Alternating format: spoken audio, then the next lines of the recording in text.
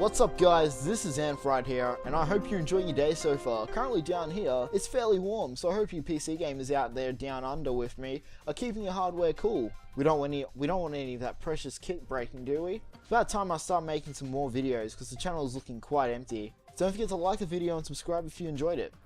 Today, let's talk about PCs, hardware and system specifications, and their relation to the ability to play PC games, as well as just have an enjoyable experience. So let us get stuck into it, shall we? Back in 2012, I had a bad problem occur to my computer. A laptop to be exact. The charger, which if you use a laptop you'll understand how much you rely on the damn thing, well, it broke. And because at the time I didn't have a job, and I wasn't partnered with a YouTube network or anything like that, I couldn't afford the $120 to $150 part. That went for about 2 months, and I was quite sad as I thought, there'll be no way for me to play games. I wouldn't be able to get that final kill on the battlefield. I wouldn't be able to defuse the last bomb on Dust 2. Hell, I couldn't even design anything on Photoshop, because I didn't have access. So what do you think I did?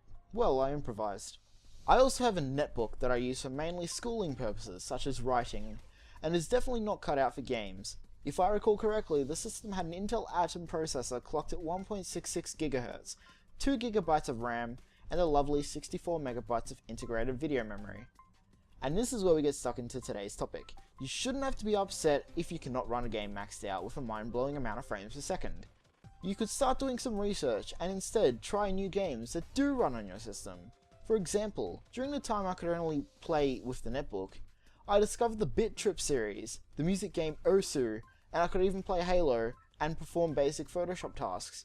So if you're one of those without the highest performing computers, perhaps stop trying to play a game that your PC can obviously not run, and start looking at the immense amount of games that it can run. To save you guys some time, I thought I'd list some games that many mid-range to low-spec computers in 2013 and 14 would be able to run on at least low at 30 frames per second. Just remember that all machines are different, and many that may work on my systems may not work as well on yours.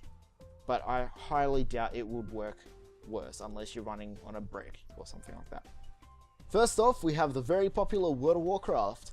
The game was released in 2004, and I found I was able to achieve a good 30 to 35 frames per second on low on the same netbook that I talked about earlier.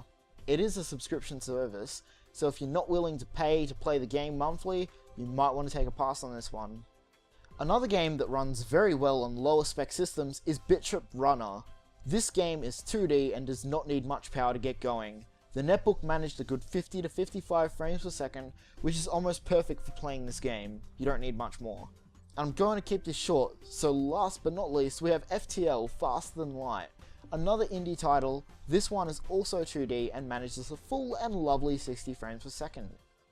I'll link these 3 games down in the description below so you can check them out, because they're actually pretty fun, especially some of the ones like FTL. The indie games are always good.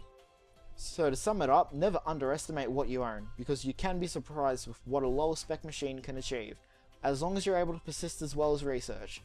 Thanks for everyone for watching. This has been Anf, and I hope you can like the video and of course subscribe if you want more. And I can't wait to see you guys in the next one.